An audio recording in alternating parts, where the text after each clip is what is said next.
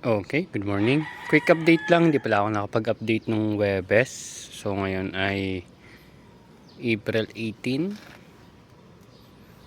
Sabado. So ayan. So ito dapat magkakasin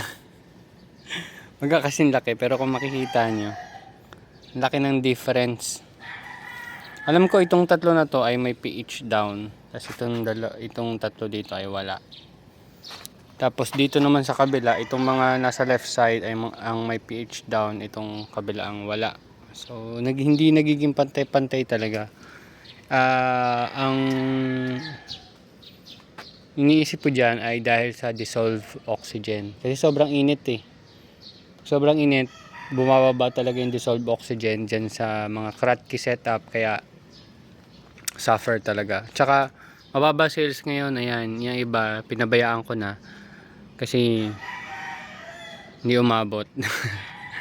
Kaya nung last 2 weeks nag-apat na box ako, kaso ang problema dito sa taniman na to, itong mas mababa na to na setup, ang dami namamatay dahil na rin sa sobrang init talaga. Ayan. So possible pag dumating yung time na yan, ng harvest time niyan, ay halos walang ma-harvest. Ayan, so dyan baka magkaroon ng shortage ako, pero that's fine kasi mababa rin ang sales So ngayon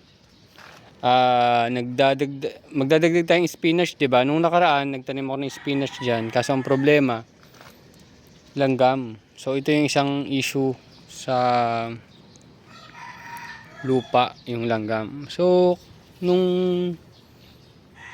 hindi ko alam kung ilang araw, basta few days ago, ayan, naglagay ako dito ng borax na may halong asukal tsaka tubig. Ayan. Mapansin nyo, maraming nahulog na langgam. Kahapon ko lang ng hapon nilagay ito. Parang, ewan ko, sana kumuha sila dyan. Tapos, ibabalik nila sa colony nila. At kung mapakain man nila yung queen nila, ay mamamatay. Yun yung idea ng borax. Parang slow poison kasi siya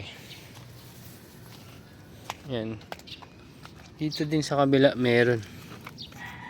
Naglagay din ako. Hindi ko lang alam kung may kumuha na. Sige, tingnan natin kung meron ba. Ayan na. Hindi ko alam kung may kumukuha o ginagawa nilang lagayan ng mga patay na langgam. Well, anyway, tingnan natin. Kung effective yan, after 1 week, dapat hindi ko na sila makita dito. Yan. So ang dami, medyo malaki ang loss natin, parang 50%. Pero yung loss na yun, okay pa naman. Kapag tanim ka, kaso yung rent, dun ka matatalo sa rent. Although mababa ang rent ako dito, 40 per square meter lang. Pero talo ka. Anyway, yun.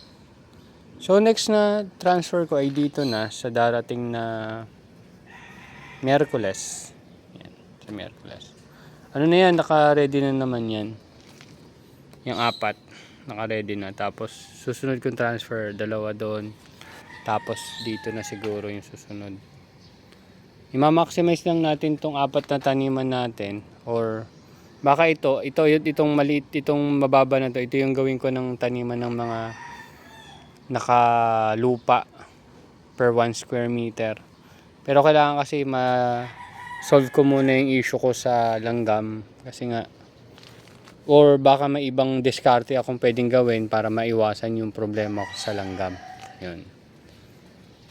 So ngayon mag-harvest lang ako ng 8. So 3, tapos 5 dito. Tapos okay na. So yun lang, quick update lang naman tayo. Yan, medyo magkakaroon ng pagbabago moving forward. Tapos ito. So hopefully hindi to taihan ng pusa. So ito yung mga tanim nating tanglad. Yan yung mga tanglad na nandun dati na naka-display. Ilagay na natin. So dati mapapayat sila, ngayon medyo tumaba na ulit. Kasi nakalagay na sila sa pots. So after mga 2-3 months, ano na yan, out na yan, transfer ulit. So ito kasi neglected na itong mga to. Kaya more than a year na yan mga yan. So naglinis din tayo dun sa kabila, dito sa dulo. Naglinis din tayo, ayan. Ayusin ko pa yan. So maraming nagko-compost na rin ulit tayo. Pero ngayon, MWF, talagang chinecheck ko yung mga compost natin. So nagiging routine na talaga siya. Tinadagdag natin. Wait lang. Ayan. So mostly kasi ito mga brown brown materials Tingnan natin kung mapakinabangan pa rin natin. Pero binasa ko sila kahapon para mag-amag sila at ma-decompose. Ayan.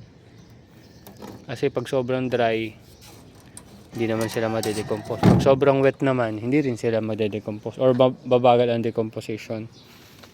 Kaya hinahalo-halo every 2-3 days, ganun ginagawa ko. And susunod, yung pag-transfer natin dito, lalagyan talaga natin siya ng label na hindi mabubura.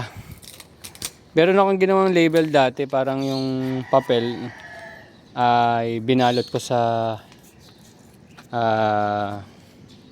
scotch tape para kahit mabasa hindi siya maapektuhan. Tapos tumagal naman, nandito ko yung dati nakita. So gagawin din natin yun doon para hindi na ako nag-iisip kung kailan ba yung harvest nito, kasi nga bumagal yung sales yan. Pero tuloy-tuloy pa rin tayo, bababa lang yung production natin. Hopefully habang inisip pa natin yung panibagong diskarte. Pero kasi baka babalik ako dun sa main idea ko na maghanap ng 100 person na si-supply mo monthly. Oo. Parang subscription basis. Alam ko, nabanggit ko na yun Parang 100 pesos per month. Pero syempre, depende na rin kung order sila more than 100 pesos. Pero yung 100 pesos dapat siya, guaranteed. So kukolektahin ko siya every first of the month. Parang ganun. Ganun ang mangyayari. Tapos susuplayin natin sila. Hindi lang lettuce. Kaya tayo nagdagdag ng spinach. Tsaka may Chinese kangkong din tayo. To add variety. Tapos maliban sa tanglad, meron din tayong basil. Hindi pala ako napagtanim ng basil kahapon. Baka ihabol ko na lang. Anyway, yun lang. So harvest na muna ako para makapag-walking at may gagawin pa mamaya. Thank you very much and see you next updates mga tropa. Bye-bye.